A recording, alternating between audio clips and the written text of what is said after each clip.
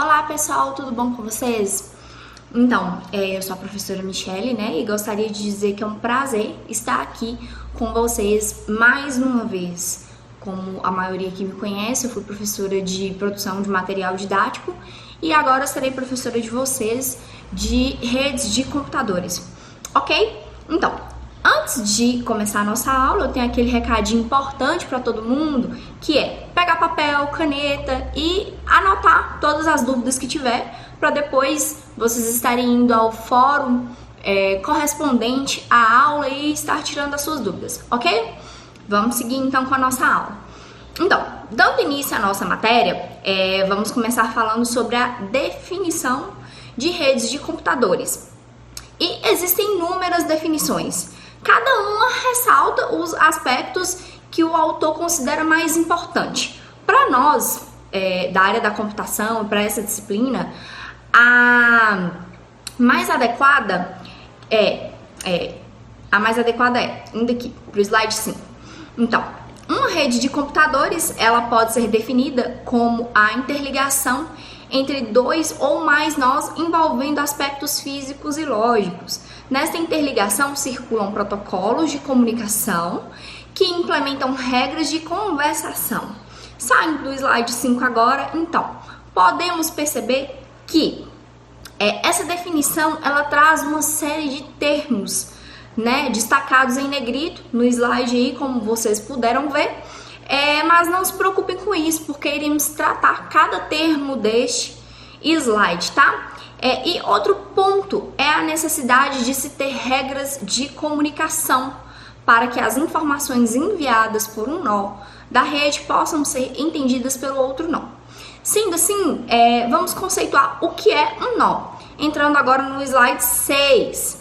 Então, um nó é uma entidade dotada ou não de identificação física ou lógica e corresponde ao ponto de conexão entre segmentos de redes através de algum equipamento.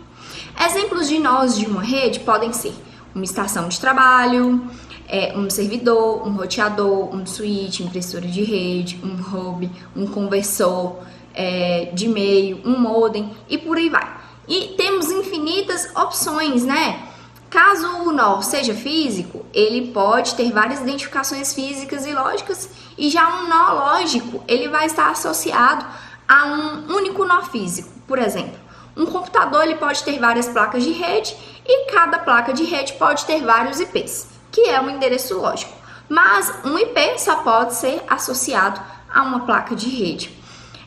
Indo aqui agora diretamente para o slide 7, vamos perceber na figura, que inclusive foi tirada do material didático de vocês, e ela representa diversos IPs de uma única placa de rede instalada em um gateway. Então, não se preocupe que a gente vai discutir o que é gateway depois, tá? Então, reparem também nesta imagem que ela possui um endereço físico, isso devido à parte física ser uma só, ou seja, apenas uma placa de rede, né? Saindo aqui agora do slide 7, outro termo técnico muito importante é a rede física, que nada mais é que a interligação entre dois nós físicos, que pode ser dois computadores, dois roteadores, uma porta serial paralela ou até mesmo uma porta USB, né? Então tem que ser duas partes, duas coisas físicas, né? Entrando aqui no slide 8, a gente vai poder ver que na rede física que vão circular os sinais elétricos, né? Óticos, sinais acústicos e por aí vai. E por consequência, os sinais que passam pela rede física são denominados de frames ou também chamados de quadros de informações. O frame, ele é outro termo técnico e são toda uma estrutura de bits organizados, que em cada campo traduz um tipo de informação pertinente à conexão. Por isso que um nó físico só permite enlace com outro nó físico da mesma espécie. Então, vamos ver aqui agora, pulando para o slide 9, vamos ver essa figura, que podemos ver que o nó 1 está conectado ao nó 2 em uma primeira parte, né, que é a primeira parte da figura. E abaixo, o nó 1 está conectado ao nó 2 e 3, E o que isso quer dizer?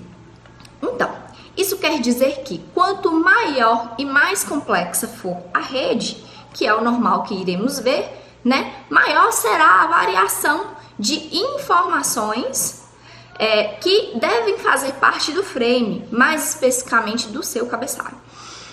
Podemos notar que nessa figura aqui, a partir do momento que existem dois destinos possíveis para o frame, é importante determinar para que este frame se destina, ou seja, todos os nós, somente um nó, ou para determinado grupo de nó. Então, saindo do slide 9 aqui e seguindo com o nosso conteúdo, a gente vai falar agora sobre pacotes e redes lógicas, né? Entrando aqui no slide 10, podemos ver que um frame, por sua vez, pode conter um pacote. Esse pacote, com o cabeçalho mais detalhado que o frame, apresenta característica própria e pode ser dependente ou independente do meio de transmissão. Saindo aqui agora do slide 10, é como se esse pacote estabelecesse uma rede própria, né? Conhecida como rede lógica, que é construída por nós lógicos, então tudo nela vai ser lógico. Sendo assim, a gente pode ter novos pacotes envolvendo outros pacotes. Imagine como se fosse um pacote dentro do outro, gerando um encapsulamento e constituindo redes lógicas de níveis superiores, ok? Entrando aqui no slide 11, vamos falar um pouco sobre as camadas, né? Que é um assunto muito importante. E em uma camada é importante saber que a transferência dos dados é feita de forma transparente para o usuário. Uma aplicação envia um dado que é recebido por outra aplicação, sem se importar como este dado chegou até o seu destino.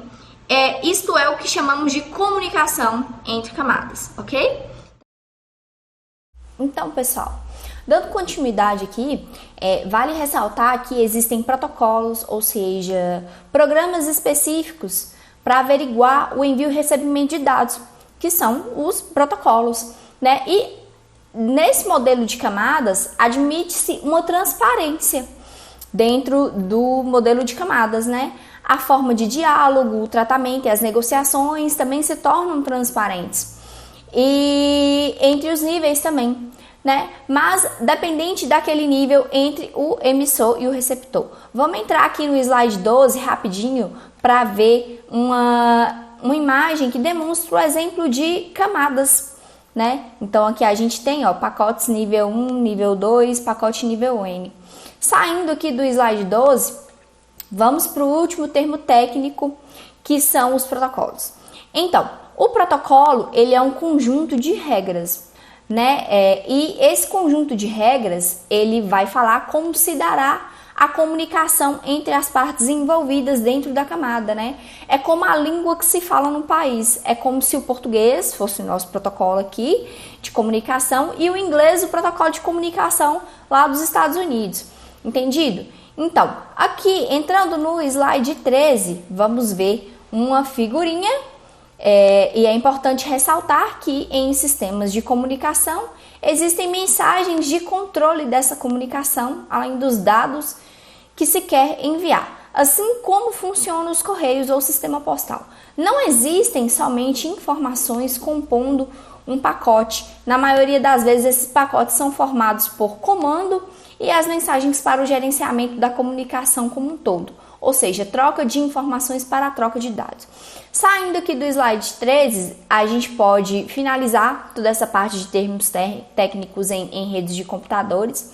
E agora a gente vai falar sobre a evolução das redes de computadores e um pouco sobre a história dessa evolução, né? Que se deu a necessidade de se conectar um computador a outro e fazer essa transmissão de comunicação, né? Esse fato ele gerou a necessidade das informações contidas no computador poderem ser realizadas em outro computador também. E assim, aprofundando mais esse assunto, a gente pode estabelecer de forma simplificada uma evolução das redes de computadores. Vamos entrar aqui no slide 14, que tem um pouco aqui fala sobre um pouco essa transmissão. Então, na década de 50 foi feito o processamento em batch, né, sem a interação do usuário-computador. Já na década de 70 foi utilizado o tempo compartilhado. Na década de 70 surgiram os microcomputadores. Na de 80 popularizou-se a arquitetura cliente-servidor, que foi muito importante para a gente. E na década de 90, importantes serviços foram criados, né? Que é o www, o HTML e o HTTP e etc. Saindo aqui do slide 14, a gente pode ver que espero que vocês tenham entendido, né, um pouco sobre essa evolução de redes, e vamos trabalhar um pouco com a classificação das redes agora, né? Pois bem, existem algumas divergências entre os principais autores e teóricos da área sobre os limites para se classificar uma rede que pertence à categoria A ou B. Né? Essas divergências ocorrem principalmente quando falamos da distância física e velocidade, e sendo assim é importante que vocês se atenham às categorias nas suas características principais. E não há números, que eu falo aqui números de computadores ou equipamentos, tá? Então, as categorias de redes de computadores são, vamos entrar aqui no slide 15 agora, redes locais, que são as nossas LANs, né? A distância entre os processadores geralmente é de 1 metro a poucos quilômetros. A taxa de erro é baixa, né, desse tipo de rede, e são normalmente de propriedades privadas, como dentro de uma empresa pequena, né, e por aí vai. Já as redes metropolitanas, que está aqui no slide 16, ela fala mais sobre a distância entre os processadores, que é acima de 10 quilômetros, ou seja, geralmente é tratado isso dentro de uma cidade. A taxa de erros dela também é baixa, transportam voz.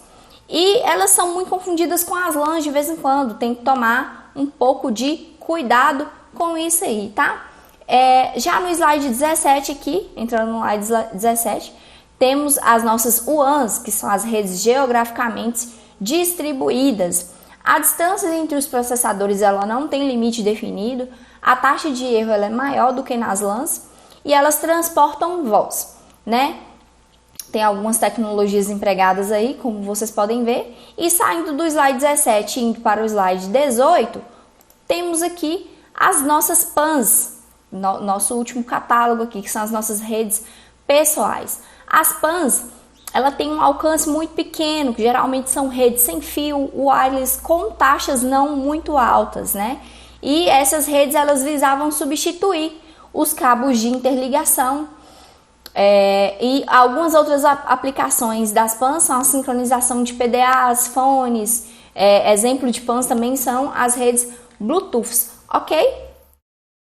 Continuando aqui com a nossa aula, para que seja possível que duas redes troquem informações, que elas tenham uma conexão de redes, ou seja, que duas ou mais redes estejam conectadas, é necessário que duas condições sejam satisfeitas. Que são a interconectividade e a inoperatividade. Então, aqui no slide 19, entrando nele, a gente vê que a interconectividade ela se refere a uma ligação física a ser estabelecida entre as partes que necessitam efetuar a comunicação e se preocupando-se, né, com as características físicas, elétricas e mecânicas envolvidas nesse processo de interligação. Já a interoperabilidade, desculpem o erro, é a capacidade de trocar informações entre as aplicações que estão rodando nos computadores, né? E que essas informações possam ser utilizadas para atingir objetivos comuns, como o trabalho cooperativo, a integridade, a segurança dos dados, e independência de equipamentos.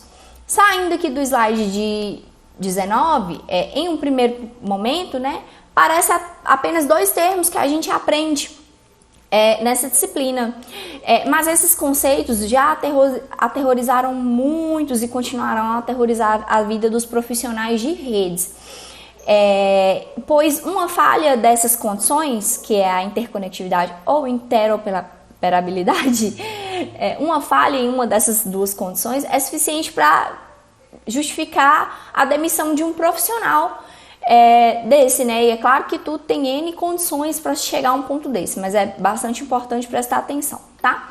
E quando se pensa em uma rede de computadores também, é natural pensar na sua comparação com outra rede já existente.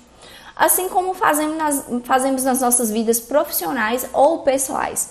A gente busca sempre parâmetros para realizar algum tipo de comparação, não é mesmo? Em relação às redes de computadores, é importante compararmos algumas coisas. Entrando aqui no slide 20, podemos ver que aqui a gente tem alguns parâmetros de comparação, né? Aqui a gente tem o custo, o retardo de acesso, o retardo de transmissão, o retardo de transferência, o desempenho, a confiabilidade, a compatibilidade, a sensibilidade tecnológica, né? E saindo do slide 20 aqui, e para mais detalhes desses parâmetros, vocês podem estar consultando o livro didático de vocês. Eu vou reforçar aqui que é importante vocês estarem lendo o livro didático, tá? E agora vamos falar um pouco sobre o modelo em camadas, né? Pois bem, como a gente discutiu um pouco anteriormente, no início dos anos 60 surgiram as primeiras redes de computadores e, consequentemente, foram criados os primeiros protocolos de comunicação, né? Que foram o BSC1 e o BSC3, para quem não conhece, quiser dar uma pesquisadinha aí depois. E eles foram criados para fazer a interligação dos nós de rede, para que esses nós pudessem se comunicar, né? A partir desse ponto, outros fabricantes também desenvolveram suas primeiras redes e, consequentemente, desenvolveram arquiteturas próprias para essas redes, com equipamentos e protocolos também muito específicos. Aí, nesse momento, começaram os problemas. Quais foram esses problemas? Problemas do tipo, como interconectar diferentes sistemas entre si para que o mundo inteiro pudesse se comunicar. Aí ficou um pouco impossível, né? Cada rede tinha uma arquitetura diferente, não havia como ter comunicação entre as arquiteturas e, por consequência, não havia comunicação entre as redes. E aí aconteceu o seguinte, foi iniciada uma busca de sistemas abertos para resolver o problema de conexão. Para quem não sabe, os sistemas abertos são baseados em definições, ou seja, normalizações públicas e consensuais de interfaces. Dessa forma, o usuário ele possui a liberdade para a escolha de fabricante, de equipamento, banco de dados, protocolos utilizados e outros componentes que, obedecendo a certos padrões, garantem a portabilidade das aplicações em diferentes plataformas. Né? E para se chegar a esse sistema aberto, foi necessário uma estruturação para os equipamentos de rede, onde os componentes são hierarquizados em camadas, onde iremos ver o modelo de camadas no próximo slide, né? Aqui no slide 21, a gente pode ver que as camadas elas são implementadas como processo de hardware ou software e realizam funções próprias de cada nível e são denominadas entidades de nível N, né? Os dados, eles não são transmitidos diretamente de uma camada para outra, entidade N. E cada camada, ela passa dados e informações à camada imediatamente inferior. Então, vamos dar continuidade à nossa aula. Aqui, entrando no slide 22, a gente vai poder ver que temos uma imagem, né? E, como exemplo, se eu envio um pacote que vai sair da minha camada de aplicação, e esse pacote ele desce todas as camadas até a camada física, para, no computador de transmissão, subir as camadas e chegar até onde ela precisa, e saindo agora do slide 22, eu vou estar enviando um pacote, né? Então, é basicamente assim que funciona esse modelo de camadas. Deu para pegar como que funciona o modelo de camadas? Bem, então, o modelo da imagem anterior, que é essa última imagem que eu mostrei para vocês, ele faz referência ao modelo OSI, né? Que foi proposto pela ISO no início dos anos 80. Tá? E esse modelo é um modelo de referência clássico dentro da rede de computadores, pois ele foi o primeiro modelo padronizado e adotado pelo mercado. Vamos entrar aqui no slide 23 para a gente ver direitinho que esse modelo, que é o modelo OSI, ele é composto por 7 camadas e cada camada ela tem sua finalidade específica. e elas trabalham em conjunto para possibilitar a integração dos serviços de um sistema computacional, né? Já aqui, pulando diretamente para o slide 24, segundo trata o modelo OSI, uma rede de computadores utiliza sucessivos encapsulamentos de protocolos, de modo que um protocolo de um nível superior seja envolvido pelo protocolo de um nível inferior, sendo o último chamado de portador da informação, né? A imagem desse slide aqui, que é o 24, apresenta perfeitamente o encapsulamento de protocolos do modelo OSI, né? Reparem que o protocolo data, que está lá em cima no processo emissor ainda, não está nem na camada de aplicação, ele entra sozinho pelo processo emissor no conjunto de camadas do modelo OSI. E conforme ele desce nessas camadas, ele vai sendo encapsulado por outros protocolos e do outro lado, ou seja, o lado receptor, esse processo ele vai ser revertido, havendo desencapsulamento de protocolos, ok? Saindo aqui agora do slide 24, eu queria dizer para vocês que é o que acontece. Cada camada do modelo OSI ela tem uma função específica e se comunica somente com a camada correspondente do outro equipamento. E numa pilha de protocolos, nem todas as camadas elas precisam ser implementadas, pois alguma funcionalidade pode não ser necessária para aquele momento daquela pessoa. E sendo assim, como cada camada ela tem sua, digamos que, função, a gente vai aprofundar um pouco mais o nosso conhecimento sobre cada uma dessas camadas. Vamos explicar uma por uma, né? E entrando aqui no slide 25, podemos ver que aqui iremos explicar, né? Começando pela camada física, que está relacionada com o meio físico, que são as fibras, cabos, ondas de rádio. Já a camada de enlace, ela vai definir como a informação é transmitida através da camada física. Ela identifica o frame quanto à sua origem ou seu destino, o endereço físico da interface de rede, assim como o seu tamanho, né? A camada de rede ela vai ser responsável por estabelecer a rede lógica, né? Ela vai identificar os endereços dos sistemas na rede e para a transmissão de dados e utiliza o endereço IP. Já pulando aqui diretamente para o slide 26, temos a camada de transporte, que é responsável pelo transporte de informação nos dois pontos extremos da comunicação e é responsável pela integridade da informação. E nessa camada aqui tem dois protocolos que são muito famosos, que são o TCP e o UDP. Na camada de seção aqui, ela é responsável por estabelecer a conexão entre os sistemas, aplicações ou usuários. E a camada de apresentação, ela vai fornecer um conjunto de interfaces que são utilizadas pela aplicação e um conjunto de serviços, tais como a compressão de dados, a criptografia e por aí vai. A camada de aplicação, ela é a camada mais próxima ao usuário, né? E ela vai fornecer a interface para os usuários finais e trabalhar com alguns protocolos muito importantes depois. Pois bem, pessoal, o modelo de camadas, ele utiliza muitos protocolos, né? E para a gente finalizar essa aula, vamos falar sobre as pilhas de protocolo, né? O protocolo, na verdade, ele é um tipo de software que realiza uma espécie de função, né? E ele é projetado de acordo com o modelo em camadas para determinar essa função. Ou seja, o software de protocolo ele segue a organização das camadas. E a divisão de camadas, ela determina as interações entre os módulos. E isso é importante, pois, como já foi dito anteriormente, um módulo ele se comunica apenas com um módulo correspondente à camada do outro lado, né? Como se um módulo de uma camada só se correspondesse com a camada, com esse mesmo módulo da camada do outro lado. Assim, da mesma forma é o protocolo, tá? E a divisão entre camadas, ela determina as interações entre os módulos, como já foi dito aqui.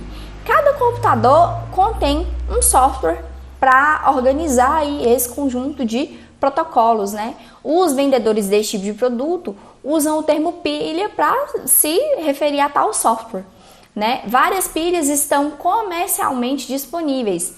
Entre elas, aqui no slide 27, entrando no slide 27, vamos ver um pouco sobre pilhas de protocolos, né? Aqui temos a NetWire da Novell Corporation, temos a AppleTalk da Apple Computer Corporation, temos a DACnet da Digital Equipment Corporation e a SNA da IBM e a TCP com um sistema aberto. Saindo aqui do slide 27, eu gostaria de dizer para vocês que a aula de hoje chegou ao fim. Gostaria de antecipar desculpas por qualquer erro aí dentro dessa aula, pois devido à pandemia que a gente vem sofrendo, as aulas estão sendo gravadas em casa, então por isso que os vídeos estão bem caseiros. Então já adianto a minha desculpa para vocês em relação a qualquer erro aí e peço a compreensão de todos, né? Pois todos estamos passando por esse problema. Talvez quando você veja esse vídeo, talvez o problema já tenha até acabado, se Deus quiser. Então, a gente chegou ao fim da nossa aula. Espero que vocês tenham gostado da aula de hoje e qualquer dúvida podem estar me contactando por e-mail ou enviando as perguntas lá nos fóruns de discussão, tá? Então, até a próxima e beijo pra vocês!